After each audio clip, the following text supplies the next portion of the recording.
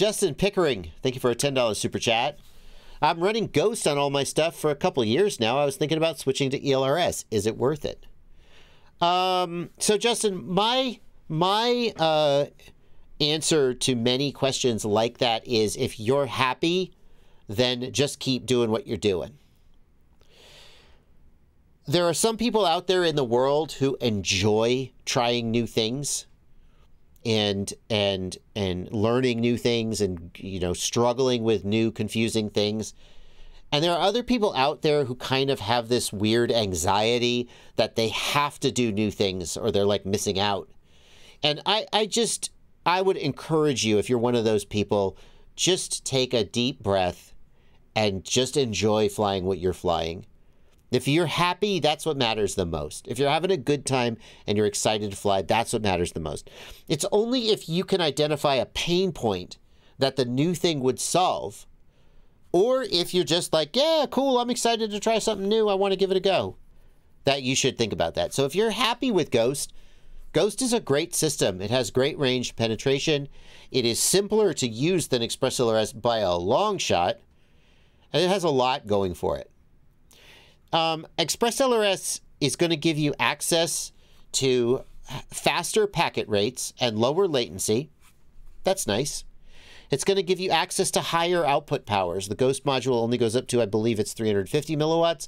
ExpressLRS modules go up to 1 watt. That's going to give you more range. ExpressLRS definitely comes with a learning curve.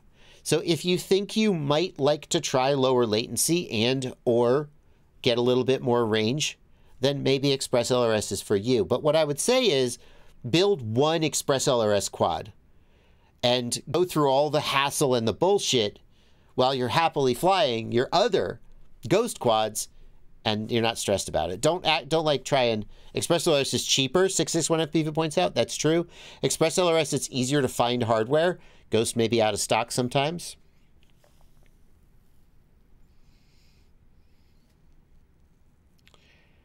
Ghost has a lot more bind and flies available. Very good point. I'm sorry, ExpressLRS has a lot more bind and flies available. There's a lot going for it.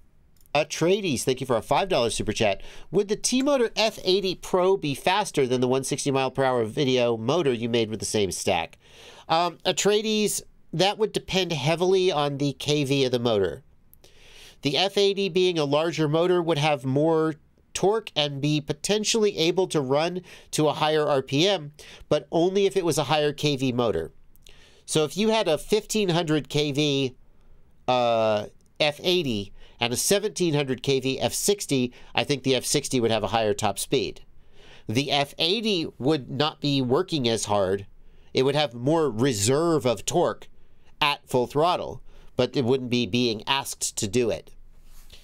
So if you were going to go to the F80s, I would be looking at a higher kV motor, if at all possible. Although, I don't know where you're going to find like a 2700 kV F80. I don't see that existing. Grayson Cass, thank you for a $5 super chat. I crashed the Mobula 8 yesterday. My OSD shows, but the rest is gray. I switched out the camera and the same issue. Okay, so Grayson, the fact, let's break this down logically.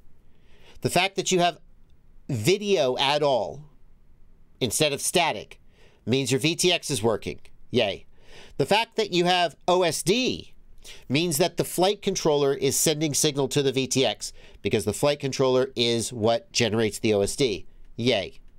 The fact that you have gray screen means that the FC is not getting a camera image from the camera. You swap the camera and you still have gray screen. So now we can sort of rule the camera out as the cause of the problem, and we could guess that the issue is either the wire harness going from the camera to the flight controller, or maybe the regulator that the camera is running off of so the camera isn't powering up. Test with a multimeter to see if the flight controller is sending power to the camera, sending voltage, and then check the wire harness to see if it's been damaged. And then the worst case scenario will be that the flight controller video input pad has been damaged, in which case your flight controller is probably scrapped, so unfortunately. Real, thank you for a $5 super chat. How loud is the Mob 803 when full speed and freestyling? I wanted to use it in my backyard and around the neighborhood with no complaints. I'd say that an 85 millimeter is not very loud. A 3-inch toothpick is going to be a little quieter. But if your neighbors are annoyed at an 85 millimeter tiny whoop, there isn't much that's going to keep them happy. I hate to say it. 507RC says, wire the camera directly to the VTX and see what happens. That is true, but I think he had an all-in-one, and I think the VTX might be like part of the flight controller, at which point he can't do that. I would say, do you think a Mobula 803 is louder or quieter than a toothpick? Because I think like a 1S baby tooth would be way quieter than a Mobula 803, right? Oh, 100%. 100%. Yeah. No, the Mob 8, there's a sweet spot with the props where the small props are quieter, but they're also spinning faster, so they kind of are higher pitched. And then as you get up to the 3-inch size, there's this, like a 1S 3-inch toothpick is like the quietest drone because it is simultaneously low RPM, but also a small prop. And then as you get bigger from there, you have larger props that are spinning at slower RPM, but they're larger. The largeness makes them louder. And then you get up into like the 10-inch and the 13-inch category. And what happens there is the noise profile gets more bassy and mid-rangey than trebly. And so instead of wah, you get whoosh. And some find that more like less annoying. But I think you're right, Blunty. A 1S 3-inch toothpick, 100% is like the quietest one. You think it's the quietest? You think there's something quieter than that? No, I think that's going to be the quietest.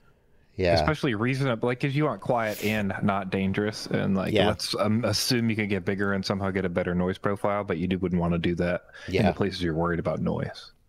Now, 661 FPV has a good point that if you've got an 85 millimeter with an 03, it's going to be heavy.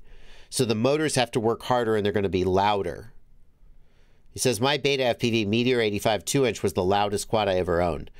I'll take your word for it. I agree that it's going to be louder than if it had like an analog VTX.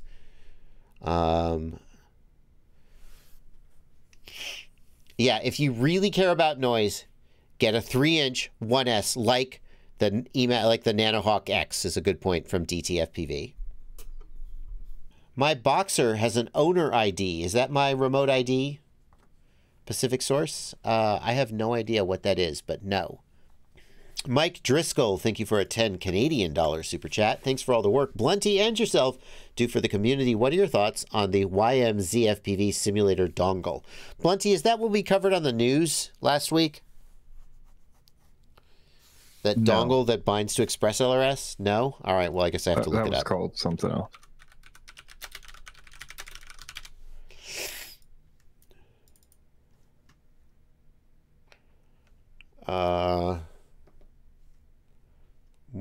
What is this? Crossfire, S-Bus, and PPM. What is it? What does it do? I haven't figured out what it does yet. Oh, so it's like when we looked at the other version, yeah, you just plug in a receiver to this to be able to use it over USB. So you would get a receiver. Like you could do it with an ExpressLRS or a Crossfire receiver, presumably.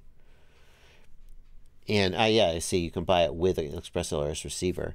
You plug the receiver into it, and then you bind the receiver. So it's similar to the thing that we reviewed or we talked about, but that thing had a built-in ExpressLRS receiver, whereas this works with an external receiver. So this, I mean, I assume it works as advertised. Obviously, I can't be sure about that. This is clever, but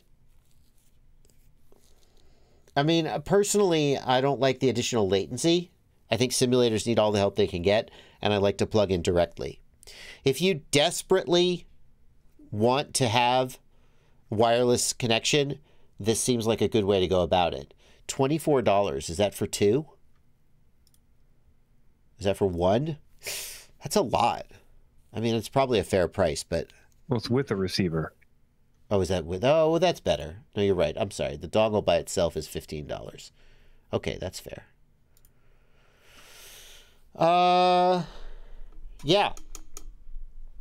The fact that this is a product that you can buy certainly has a lot going for it.